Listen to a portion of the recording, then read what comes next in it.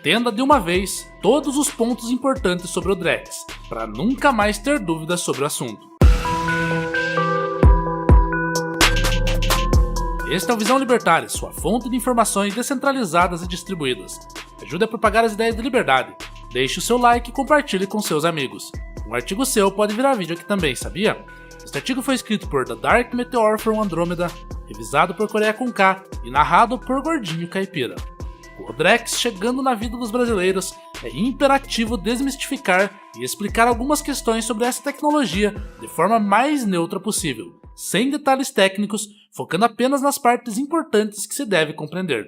Entretanto, é importante ter em mente o seguinte: o código do Drex é fechado, ou seja, ninguém pode verificar e ter certeza das promessas feitas por banqueiros e políticos.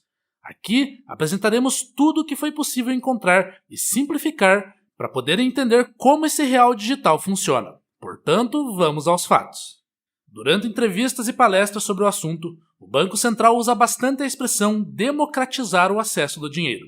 De fato, essa é uma das poucas vezes na qual o governo tenta baratear e melhorar um serviço deles com avanço tecnológico, mas não se esqueça de que isso terá um custo, e o produto será você, ou melhor, os seus dados.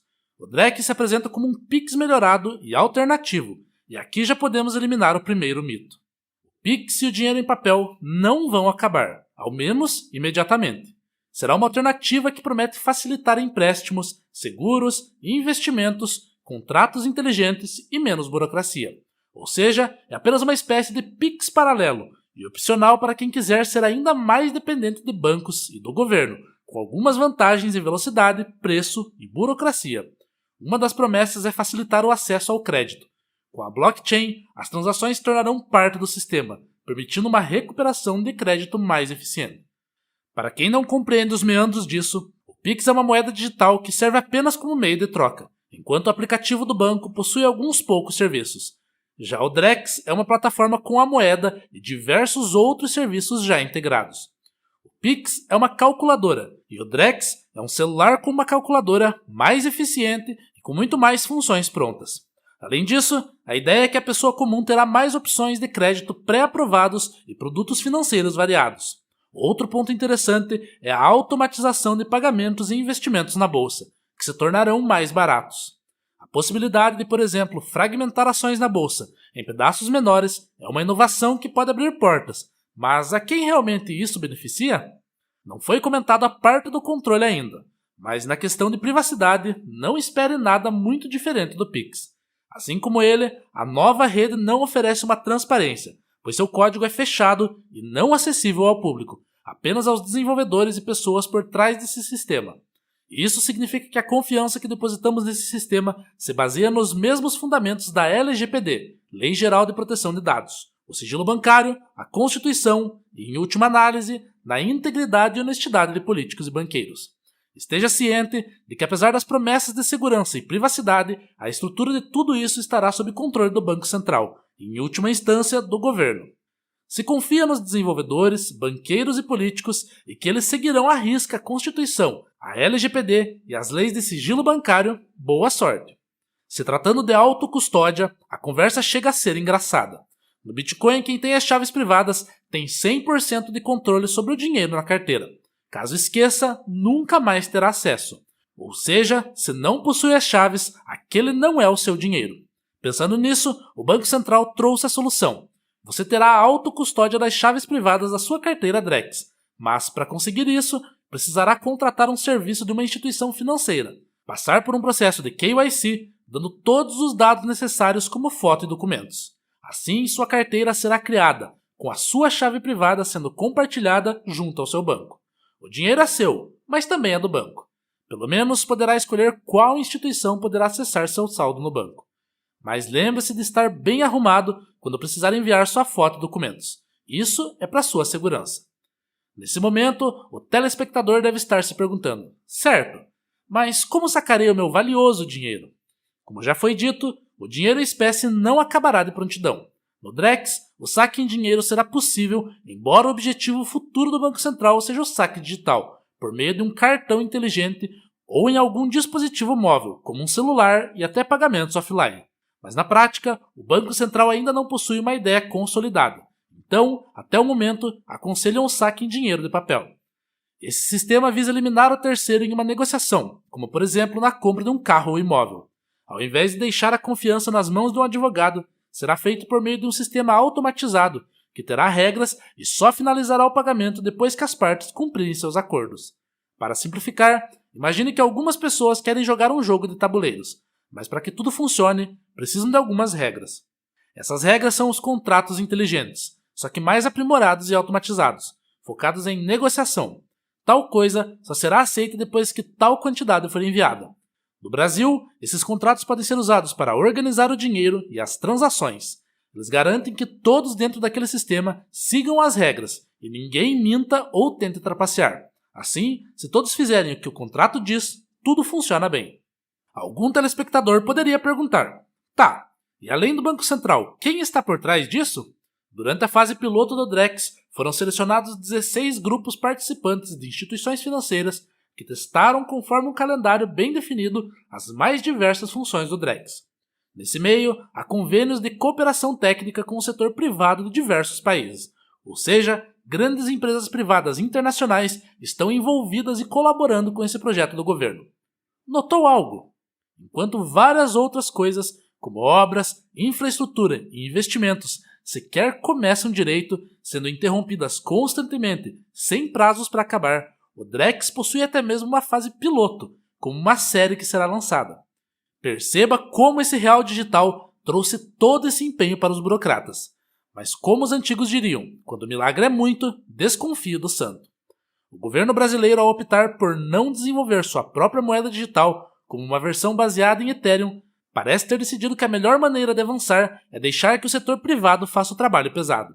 Afinal, quem melhor para criar soluções eficientes do que as empresas que estão sempre em busca de lucro?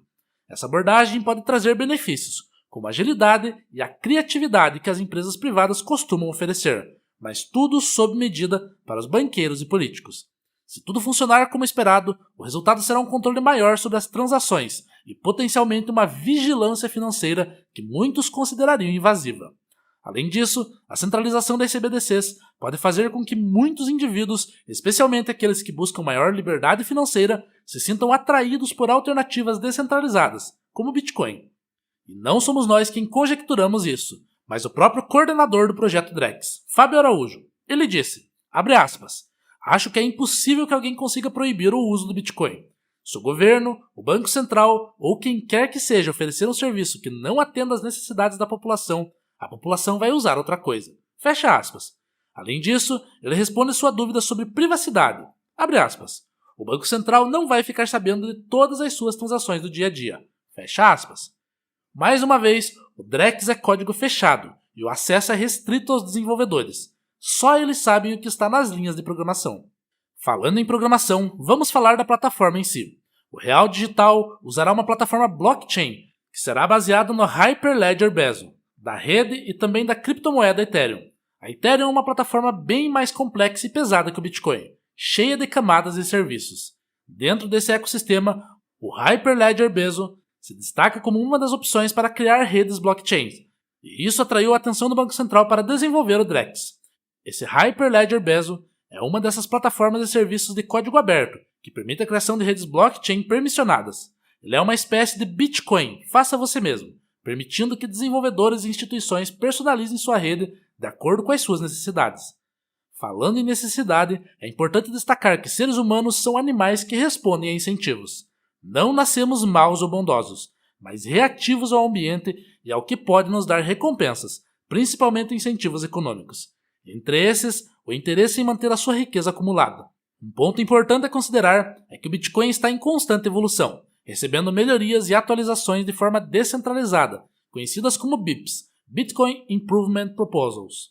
Essas propostas são estudadas e verificadas por uma comunidade de desenvolvedores anônimos e voluntários, que tem o incentivo de garantir que a moeda continue a manter seu valor.